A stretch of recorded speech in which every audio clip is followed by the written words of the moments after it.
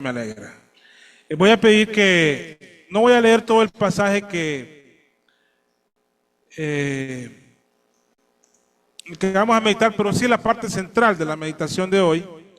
Entonces, únicamente vamos a leer del 15, desde el 12. Vamos a leer hasta el 21 en esta ocasión, ¿verdad? Pero es bueno leer, si pueden en su casa, leer hasta, si es posible, todo el capítulo 15. Hechos 15. Dice desde el 12. Entonces, toda la multitud cayó de callar, hermano, cayó. Y escucharon a Bernabé y a Pablo que contaban cuán grandes maravillas y señales Dios había hecho por ellos entre los gentiles. Y después que hubieron callado, Jacobo respondió diciendo: varones hermanos, oídme. Simón ha contado cómo Dios visitó a los gentiles al principio, ellos pueblo para su nombre. Y con esto concuerdan las palabras de los profetas, como está escrito. Y después de esto volveré y reedificaré el tabernáculo de David, que estaba caído, y reedificaré sus ruinas y volveré a levantar, para que el resto de los hombres busque al Señor, y todos los gentiles sobre los cuales es invocado mi nombre, dice el Señor, que hace todas estas cosas. Conocidas son a Dios desde tiempos antiguos todas sus obras, por lo cual yo juzgo que no se inquiete a los que se convierten a Dios de entre los gentiles, sino escribirles que se aparten de la contaminación de los ídolos y de la fornicación y de lo estrangulado y de sangre, porque Moisés desde tiempos antiguos tiene en cada ciudad quien lo predique en las sinagogas, donde es leído todos los sábados. Bendita la palabra del Señor. Dios, te ruego que siempre por tu palabra y desde tu palabra nos hables, que le podamos dar el sentido adecuado, fiel a tu palabra. Que como iglesia estemos sostenidos en tu palabra, nuestras vidas puedan crecer y ser vivificadas y santificadas con tu bendita palabra, por la cual, Padre, creemos que somos salvos en Jesucristo, por su misericordia, por su gracia incomparable, por el sacrificio de Cristo. Te ruego ahora que me dotes, que me des, Padre Santo, que domines mi ser para que me des humildad. Porque de qué sirve, Padre, si no hay humildad. Yo por eso te pido que me la des. Que quites de mí todo agravio contra ti, para que en tu humildad yo pueda exponer frente a mis amados hermanos, a quienes amo encarecidamente, tu palabra. En el nombre de Jesús. Amén. Este debate que ocurrió en Jerusalén en el primer siglo acerca de la salvación es un debate que se ha repetido desde otras aristas a lo largo de la historia. Y el miércoles 31 de octubre del año 1517, o sea, a inicios del siglo XVI, un monje alemán de nombre Martín Lutero, en la ciudad de Wittenberg, clavó en la enorme puerta de la catedral lo que hoy se conoce como las 95 tesis de Martín Lutero. Estas 95 tesis, lo que realmente eran una forma de protesta de Martín Lutero frente a las atrocidades que estaban sucediendo en la iglesia en aquel momento. ¿Y qué era lo que estaba pasando? Bueno, realmente que Lutero, cuando pegó o clavó esas 95 tesis, puntualmente Lutero en ese documento, si ustedes lo leen, en ese documento que clavó en la catedral de Wittenberg, estaba expresando su reproche contra las indulgencias. ¿Y qué eran estas indulgencias? ¿De qué se trataba? ¿Por qué esto impulsó a Martín Lutero a tomarse un tiempo, escribir estas 95 tesis y pegarlas como una protesta. Bueno, un poco de contexto es importante. Resulta ser que para ese tiempo, quien oficiaba como papa de la Iglesia de Roma, León X, estaba construyendo lo que hoy conocemos como la Basílica de San Pedro. Allá en Roma, hermanos, sabemos que hoy este lugar es un lugar turístico hermoso. Y quienes han visitado este lugar dan fe de que es un lugar espectacular, bello y hermoso. Bueno, León X ocupaba dinero, ocupaba recursos para construir un lugar tan bello arquitectónicamente y con tantos detalles artísticos que hasta el día de hoy son vistos como algo maravilloso. Y es reconocida su belleza hasta nuestros días. Bueno, para eso, hermanos, para haber construido lo que construyeron, para haber tenido el arte que tienen, alguna gente posiblemente donó o dio su tiempo gratuito, pero los recursos eran lo que necesitaba, era una cantidad millonaria de recursos en aquel momento. Bueno, entonces había esta intención. Ahora, como escribió alguien el año pasado, de nombre Cameron Wettel, en referencia a la Basílica de San Pedro, dijo: bajo el atractivo exterior de su construcción se esconde la cruda verdad de su financiación. La elegancia de la Catedral de San Pedro se convierte rápidamente en una monstruosidad cuando uno se da cuenta de su extrema opulencia, que su extrema opulencia, escribe, se financió principalmente mediante la extorsión de los sufridos campesinos europeos. Lo que pasó, hermanos, es que el Papa, para obtener más recursos y poder construir como estaba planeada, con esa belleza, en la Basílica de San Pedro, inventó, así literal, las indulgencias, de las cuales, hermanos, en la Biblia usted puede buscar, eso no existe.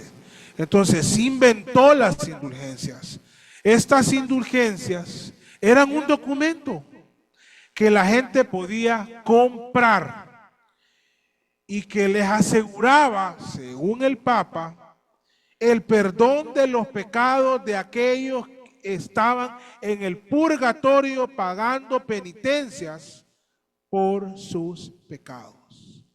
Entonces, yo podía pagar por el perdón de mi papá, que había muerto, de mi mamá, de mi abuelita, que tanto amaba, de mi abuelito, el consentidor.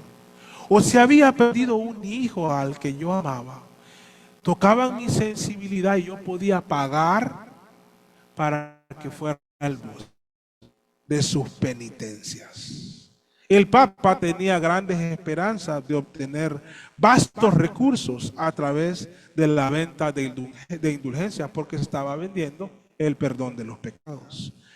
Bueno, él estaba convencido de que el producto era bueno y que ofrecía algo genial y que por tanto la gente lo iba a pagar. Iba a tomar de su dinero y pagar y comprar estas indulgencias para que sus familiares más queridos fueran salvados de las penitencias en el purgatorio y que pasaran al cielo de inmediato. Y el purgatorio es bíblico, mucho menos las indulgencias, hermanos. Ahora, Sproul nos recordó que para los católicos romanos, la justificación, que es el tema central cuando se habla de salvación, para ellos tiene dos causas: el bautismo y las penitencias. Y que para ellos la salvación es por fe más las obras. Esto da como resultado la justificación. Eso están, como les he dicho, los sacramentos y estas penitencias. Entonces ellos estaban tocando o trastocando lo que ya estaba trastocado, pero estaban trastocando la doctrina de la salvación, hermanos. Se estaban metiendo con una doctrina esencial en nuestra fe. Y la estaban usando para un provecho económico, para tener dinero, para construir la catedral o la basílica de San Pedro. Y no sabemos si todo el dinero recolectado llegó ahí. En el camino, hermanos, habían de seguro algunas goteras. Bueno, para vender este maravilloso producto, según el Papa, también se necesitaba un excelente gerente comercial, y para eso se designó a un genio de las ventas y del mercadeo llamado Johann Tetzel, un hombre brillante. Hay muchas cosas que Tetzel hizo y no quiero empezar a dar detalles. Hizo carteles y todo, promocionando o mostrando cómo era el infierno, por ejemplo. Pero hizo muchas cosas para vender las indulgencias. Hoy solo les voy a mencionar dos expresiones famosas y absurdas y repugnantes para mí de los discursos de Tetzel para la venta de las indulgencias, cuando él llegaba a una aldea, a un pueblo o a alguna ciudad, aprovechándose del poco conocimiento de la gente en aquellos lugares y en aquel tiempo. Una de las cosas, la más famosa, que él dijo es, hasta con rima, hermano, él era brillante: tan pronto caiga la moneda a la cajuela, el alma del difunto al cielo vuela. Y quería que la gente pagara. Tetzel hacía creer a la gente que el poder de las indulgencias era prácticamente infinito, y que aún al familiar más malo que ellos hayan tenido, que estuviese en el purgatorio, con las indulgencias sería perdonado. De tal modo que algunos historiadores declaran que Tetzel llegó a decir cosas como la siguiente: las indulgencias del Papa son tan eficientes y poderosas que podrían perdonar los pecados aún de aquel que hubiese violado a la Madre de Jesús. Al leer la tesis número 75 de Lutero, creo que esta expresión era verdad, que él la dijo, porque Lutero hace alusión que cómo era posible que dijeran eso. Entonces entendemos que es cierto que Tetzel usó esto como parte de su discurso de venta. Qué sinvergüenza ese muchacho. Como se imaginan, se llegó a recaudar, hermanos, mucha plata, mucho dinero vendiendo indulgencias. Y claro, ustedes se indignan al escuchar cómo vendían las indulgencias y lo que hacían con ellas. Yo me indigno solo con saber que las ofrecían. Bueno, Martín Lutero se indignó y clavó esas 95 tesis en la catedral de Wittenberg. Lutero entendió que el Papa y Tetzel se estaban metiendo con la doctrina de la salvación. Y aunque considero y afirmo que Lutero en ese momento no tenía toda la claridad en cuanto a la doctrina de salvación, ya muestra, a pesar de varios errores en estas tesis, pero ya muestra en esas 95 tesis que un rayo de luz del Evangelio lo estaba iluminando. Con el tiempo, Lutero llegaría a ver con más claridad el asunto de la salvación. Y 4 años más adelante, en enero de 1521, en la ciudad de Worms, cuando se le pidió que se le pusieron todos sus escritos en una mesa y se le pidió que se retractara, que ya eran varios escritos, ya no solo eran 95 tesis acerca del Evangelio y de la salvación. Él pidió un día de que le dieran para pensarlo, pero cuando él dio su respuesta oficial, él dijo, y esta es una famosa expresión de Lutero: a menos que se me convenza por el testimonio de las Escrituras o por una razón clara, pues no confío ni en el Papa, dijo él, ni en los concilios por sí solos, ya que es bien sabido que a menudo han errado. Y aquí no se estaba refiriendo al concilio de Jerusalén, sino a otros. Entonces él dice, no confío ni en el Papa, ni en los concilios, no está hablando de Hechos 15, porque han errado, se han equivocado y se han contradicho unos con otros. Estoy obligado por las escrituras que he citado.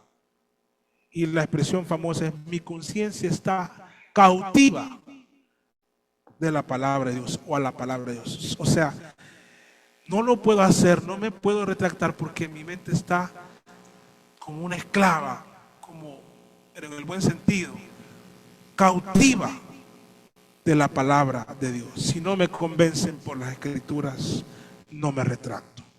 Con esta expresión, Lutero estaba dando a entender que en aspectos de fe y de conducta, la Biblia era la máxima autoridad. Es decir, nuestra norma máxima de fe y conducta. Y que solo iba a creer o solo se iba a retractar de aquello que él había escrito, en donde se hallara que no tuviera un sustento sólido en la palabra de Dios. Desde allí nace y toma nombre, nace el nombre y la definición de un principio que ya existía en la iglesia. Solo es que se identifica y se nombra. Pero hay un principio de nuestra fe y de nuestra doctrina que ya existía en la iglesia. Pero a lo largo de los siglos no se había identificado con un nombre en especial, pero por esta coyuntura histórica es importante destacarlo en ese momento y nombrarlo en aquel momento. Me refiero al principio de la sola escritura. Es un principio fundamental para la fe cristiana, evangélica y protestante. De hecho, yo les he hablado de la sola gracia, de la sola fe, del solo Cristo, pero el origen de esto es solo la escritura. Este principio cristiano entiende que la Biblia es nuestra norma máxima de fe y conducta. Somos diferentes en cuanto a eso a la iglesia romana, porque ellos creen que la Biblia, ponen a la par de la Biblia lo que diga el Papa, como las indulgencias, o el magisterio, o la tradición. Pero nosotros creemos que la tradición no es que es mala, pero puede estar equivocada. Que un pastor, no somos infalibles, podemos estar equivocados. Y el Papa puede estar equivocado, de hecho es un ser humano. Nosotros creemos que es la Biblia y solo la escritura, nuestra norma para el ejercicio teológico y la estructuración de nuestra doctrina, y que nos dice cómo debemos de vivir, nuestra norma máxima de fe y conducta. Bueno, ¿y qué tiene que ver todo esto con el pasaje que estamos estudiando hoy? ¿Acaso los que conformaron el Concilio de Jerusalén conocieron este principio? Yo les puedo afirmar que sí tenían este principio de la sola escritura como parte fundamental de su doctrina. No lo llamaban así, claro, pero sí lo tenían. No obstante, también creo que en ese momento no llegaron a considerar necesario establecerle un nombre propio para reconocer este principio. Esa necesidad surgió en el siglo XVI y yo se los acabo de narrar. Bueno, hermanos, ¿y de dónde saco yo esto? Y un paréntesis pequeño, hermano. Pequeñito pero importante, fundamental. Se quiebran la cabeza desde el Vaticano con esto. ¿Quién es el que toma el liderazgo para hacer las conclusiones en el Concilio de Jerusalén? No es Pedro, hermano. Es el pastor de Jerusalén, Jacobo, el medio hermano de Jesús. Se les derrumba toda una doctrina en el concilio, en Hechos 15 en Jerusalén. ¿Cómo es posible que el máximo pontífice haya quedado en segundo plano al momento de dar las conclusiones? Y Pedro habló al inicio porque Dios a través de Pedro abrió la puerta del evangelio a los gentiles en casa de Cornelio. Entonces, pero ese no es el mensaje de hoy, solo se lo digo para que, porque está ahí en el texto. Jacobo es el que toma la voz cantante al cierre del concilio. Y yo afirmo que sí tenían este principio, porque si ven en el versículo 15, hay una expresión potente de Jacobo, que dice: Con esto, ¿qué dice? Concuerdan las palabras de los profetas, como está escrito, y cita a dos profetas. O sea, Jacobo está diciendo que si lo que Pedro y Pablo y Bernabé habían dicho en el concilio no hubiese concordado con lo que escribieron los profetas, él está haciendo referencia al Antiguo Testamento, no podría ser tomado en cuenta como una doctrina firme, válida para este concilio y para la historia de la iglesia. No fue Martín Lutero el que se inventó que las cosas deben estar o concordar con las Sagradas Escrituras. No, hermanos, desde el primer concilio, en sus conclusiones dice, estas cosas concuerdan, o sea, tienen sentido con la armonía de la Biblia. Ellos no tenían el Nuevo Testamento, hermano. En este momento no lo tenían, aunque la cita de Pedro, de lo que pasó en casa de Cornelio, es texto inspirado porque luego quedó registrado como palabra del Señor. Pero no existía el libro de Hechos, no existían los evangelios. Dios lo dio después porque Dios fue dando su revelación progresiva. Pero nos está diciendo que solo el Antiguo Testamento, porque uno explica estas doctrinas más fácil con el Nuevo Testamento, pero nos está diciendo que desde el Antiguo Testamento ya se habla de la salvación por gracia, por medio de la fe en la persona de Jesucristo. Eso es lo que está diciendo, que eso, porque eso es lo que dice el versículo 11 en una pequeña conclusión de Pedro. Antes, por la gracia del Señor Jesucristo, creemos que seremos salvos, como también ellos. Somos salvos de manera igual. Entonces, esto tenía que concordar con la palabra del Señor. Entonces sí creo que ellos tenían en mente, aunque no lo llamaban igual, no lo tenían identificado, tipificado, pero el principio de la sola Escritura. Es la Escritura la que define nuestra fe, no nosotros. Ni Pedro, Pablo, Juan y otros más, Bernabé. No, ni ellos. Es la Escritura inspirada por Dios. La primera referencia que Jacobo está usando aquí en los versículos 16 y 17 es el libro de Amós. Dice: después de esto volveré y reedificaré el tabernáculo de David que estaba caído, y reedificaré sus ruinas y lo volveré a levantar, para que el resto de los hombres busquen al Señor, y los gentiles sobre los cuales es invocado mi nombre, dice el Señor, que hacen todas estas cosas. Él está indicando, generalmente, una generalidad del texto, está indicando que los gentiles invocan el nombre de Dios. En este concilio está indicando eso porque él estaba entendiendo que efectivamente estos creyentes que no eran descendientes de Abraham, Isaac y Jacob eran salvos y que ahora invocaban en la condición de hijos de Dios.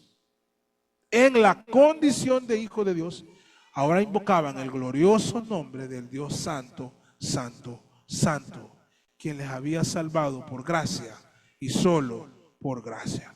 Luego Jacobo cita al profeta Isaías en el versículo 18 y dice: conocidas son a Dios desde tiempos antiguos todas sus obras.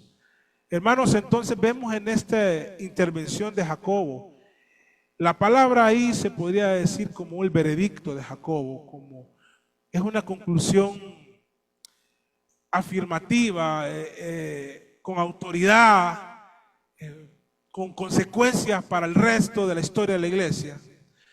Él está reconociendo que lo expuesto en el concilio por Pablo, que lo podemos explorar en sus epístolas y lo hemos hecho, tenía sustento en las Sagradas Escrituras en el Antiguo Testamento. Vean lo que está afirmando, hermano. Algunos creen que esas doctrinas se contradicen con el Antiguo Testamento. No, le está diciendo concuerdan. Y no solo eso, también está citando la palabra del Señor. Esto nos debe hacer reflexionar porque significa que las enseñanzas de Pablo en cuanto a la salvación se pueden llegar a comprender desde el Antiguo Testamento. Y de hecho, Pablo en Romanos, tanto en Romanos como en Gálatas, usa fuertemente el Antiguo Testamento para argumentar que la salvación es por gracia, por fe y por Jesucristo. Algunos piensan que nosotros, bueno, tal vez no que nosotros, pero que algunos creyentes no predican del Antiguo Testamento. En nuestro caso, hemos predicado series como Los Patriarcas, Ruth, Elías, Eliseo, Lamentaciones. Porque ahí no se va a encontrar la luz del Evangelio. Pero no, hermano, ahí se encuentra sombra de esta luz que fue finalmente manifestada en Jesucristo y en los escritos inspirados del Nuevo Testamento. Entonces, hermanos, nosotros hemos estudiado mucho el Nuevo Testamento. Ellos no lo tenían. Ahora bien, tenemos que ser conscientes, hablando ya de la situación actual de las iglesias, y de esta misma iglesia, hermanos, porque no somos una burbuja. Entran algunas cosas, y más ahora por todos los medios. Tenemos que ser conscientes que la influencia por décadas del movimiento carismático en la iglesia evangélica ha tenido algunos efectos nefastos. Y uno de los más perjudiciales es que las iglesias se han alejado del principio de la sola escritura. Ya no confían como antes en la Biblia. Ahora muy poco se expone el texto sagrado. Hay muchos púlpitos que hoy, hermanos, la gente no está hablando de lo que dice el texto. Está hablando de lo que soñó ayer. Está hablando de una supuesta visión que tuvo. Está hablando de una experiencia, una emoción espectacular que vivió al hacer cual o tal cosa. Pero ¿sabe qué pasa, hermano? Si uno evalúa eso, no concuerda con lo que dice la palabra del Señor. Si vio la visión, no voy a decir si es cierto o es mentira que la vio. Pero si no concuerda con la Biblia, la desecho. Así de claro, hermano. Jacobo está diciendo, aquí vino Pablo, vino Bernabé, vino Pedro, estaba ahí Juan, vino Tito, estaba ahí, entendemos que estaba Silas, si usted no lee todo el pasaje, y nos expusieron esto. Y Pedro vio una visión en Damasco. Pero si eso no concuerda con los profetas, lo desechamos. Pero ¿qué pasó? Concordaba con la Biblia. Entonces, las iglesias se han alejado del principio de la sola escritura y ya no exponen el texto sagrado. Ahora las doctrinas no son fundamentadas en las escrituras. Ya casi no se lee la Biblia cuando alguien está predicando o durante los cultos. Ustedes están acostumbrados a que los domingos aquí leemos la Biblia, pero se los digo con conocimiento. Hay iglesias donde no existe la lectura pública de las Sagradas Escrituras. Existen, hermanos, aunque no lo crean, iglesias que no tienen un tiempo para leer la palabra del Señor. Ahora las doctrinas y las predicaciones son por experiencias que no concuerdan con lo que la Biblia enseña. Así que nos enfrentamos a tiempos en esa parte similares a los de donde Lutero, porque a veces esos sueños, hermanos, la mayoría de los sueños que tienen son de cántaros de oro, de arcoíris, donde los dólares se van derramando por los costados. Ahí solo ellos sueñan, hermano.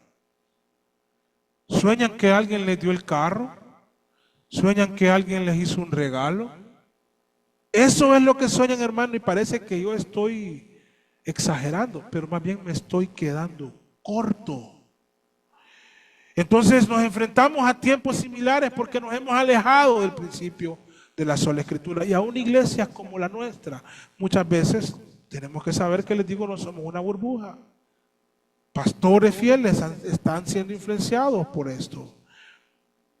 Entonces tenemos tiempos similares a los de Lutero, donde se promociona y se mercadea que por el dinero que te da es que pueden ganar el favor de Dios, incluso la salvación del alma. Esta mujer que se casó con un hondureño de apellido Maldonado, una falsa profeta, una pregonera de Satanás, llegó a decir que a punta de dólar ella podía meter a la gente al cielo. Son unos sinvergüenzas. Tristemente, hermanos, es posible que alguien vaya a una iglesia hoy denominada evangélica y escuche mensajes durante todo un mes, y en esa iglesia durante todo el no haya expuesto ningún texto de la Biblia de manera fiel. No que no se haya citado, sino que no se haya expuesto de manera fiel. Ya casi concluyendo. La doctrina de la salvación, hermanos, que es lo que estaba en juego en este concilio, no es algo que podemos negociar o reinventar. Está revelada desde el Génesis, y como ejemplo podríamos leer Génesis 15, 16, donde Abraham le creyó al Señor y esto le fue contado por justicia. Hermanos, a Cristo y a la doctrina de la salvación la podemos exponer desde las páginas de los libros del Antiguo Testamento. El tiempo nos aprieta, pero quiero hacer un ejercicio. Intentemos que los niños guarden silencio. Quiero que vayan a su Biblia, al Antiguo Testamento, y abran la Biblia en Jonás. Ya estamos cerrando y pidámosle a los niños que guarden silencio. En Jonás, primero, antes de leer el capítulo 2 o de citar el capítulo 2, ¿ya lo tienen, Jonás, hermanos? Espérenme a mí un ratito, ya lo voy a tener. Primero quiero hacer una observación que hizo un predicador que una vez escuché y me gustó mucho. Dice que Jonás en el capítulo 1, incluso pues está ahí, él en su exposición decía, Jonás iba descendiendo, descendiendo y descendiendo. Y para eso él miraba lo que decía el final del capítulo 3, bueno, o el versículo 3, 1:3. Y Jonás se levantó para huir de la presencia de Jehová a Tarsis y descendió a Jope. Y halló una nave que partía para Tarsis. Luego él saltaba al versículo 5 y decía, finales del versículo 5, pero Jonás había bajado al fondo del navío y se había echado a dormir. Y finalmente Jonás fue bajado hasta las profundidades del océano, porque la desobediencia a Cristo, hermanos, progresivamente es una destrucción que nos va enterrando. Ahora en el capítulo 2, Jonás hace una de las declaraciones que la iglesia debe de levantar hasta nuestros días. Hoy lo cantamos, no sé si se dieron cuenta, pero lo cantamos, pero está ahí, memorícelo. Cuando piense en la doctrina de salvación y quiera argumentar, este elemento debe estar ahí, capítulo 2, versículo 9. Capítulo 2, versículo 9. La salvación, al final, la última oración. La salvación en sus Biblias dice, es de Jehová o pertenece a Jehová. Hermanos, además de Génesis 15 con Abraham o Génesis 3, de Jonás 2, hay muchos otros pasajes del Antiguo Testamento en los cuales podemos aprender y que nos han dado cada vez más claridad en cuanto a la doctrina de salvación y de la obra expiatoria de Cristo. Hay un verso que se repite muchas veces en el Antiguo Testamento, si ustedes leen el Antiguo Testamento, que dice, Jehová es tardo para la ira y grande en misericordia. Ya nos está dando luces de que la salvación es por la misericordia y la gracia de Dios. ¿O qué decir del relato de Génesis 21? Lo pueden ir a leer, de la serpiente de bronce, y como en Génesis 3 esta tipología nos señala a Cristo, porque todo aquello, así como vieron a la serpiente, deben de ver a Cristo. O aquella escalera que vio Jacob allá en Génesis 28, que unía el cielo y la tierra, y los ángeles subían y bajaban, como una tipología de lo que Cristo es en nuestros días. Hermanos, sí, Si leemos el Salmo 51, contra ti solo he pecado y he hecho lo malo delante de tus ojos. Hermanos, si leemos el Salmo 51, yo les pregunto, desde el Antiguo Testamento, ¿vemos a alguien jactándose de sus obras o de haber cumplido la ley? ¿O vemos la oración de un pecador que clama misericordia al Dios que salva solo por gracia y solo por fe y solo por la obra del Mesías, en este caso Jesucristo? Vemos a alguien que clama misericordia. Nosotros llevamos el nombre de Berea porque queremos que nosotros, que ustedes, sean como los bereanos. Hechos 17:11. Y estos eran más nobles que los que estaban en Tesalónicas, pues recibieron la palabra con toda solicitud, escudriñando cada día las Escrituras para ver si estas cosas eran así. Conclusión: la doctrina de salvación y cualquier otra doctrina, hermanos, debe ser formulada desde las Sagradas Escrituras. En ella tomamos aliento, en ella tomamos fuerza y a través de ella construimos nuestra doctrina. Si lo que decimos, cualquier cosa que sea, por elocuente de que sea la forma en que lo decimos, o por fuerte que lo digamos, o por muy convencidos que estemos de ello, o porque una multitud repita con nosotros, pero si no tiene su base, escuchen bien, en una interpretación fiel del texto sagrado, porque muchos herejes citan la Biblia. Entonces no estoy diciendo si no es citado por la Biblia, si no tiene su base en una interpretación fiel del texto sagrado, entonces no debe ser tomada en cuenta.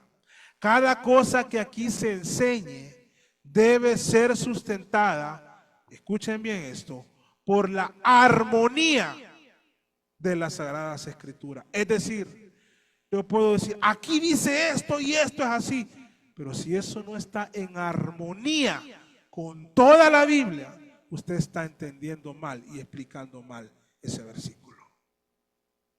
Sí, pareciera a simple vista que dice lo que usted cree, pero si no está en armonía con todo el texto, el problema no es del texto, el problema es de nosotros.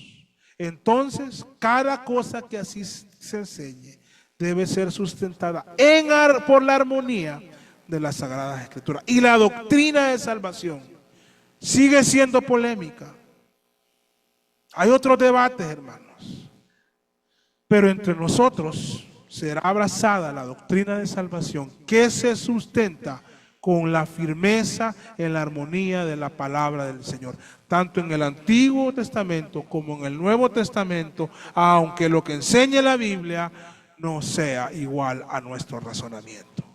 Nos vamos a doblegar, vamos a dejar como Lutero a estar cautivos por la palabra del Señor. Hermanos, si queremos saber acerca de la salvación, este es el libro. Hay otros que nos ayudan, pero si no los tenemos, estudiemos solo este libro.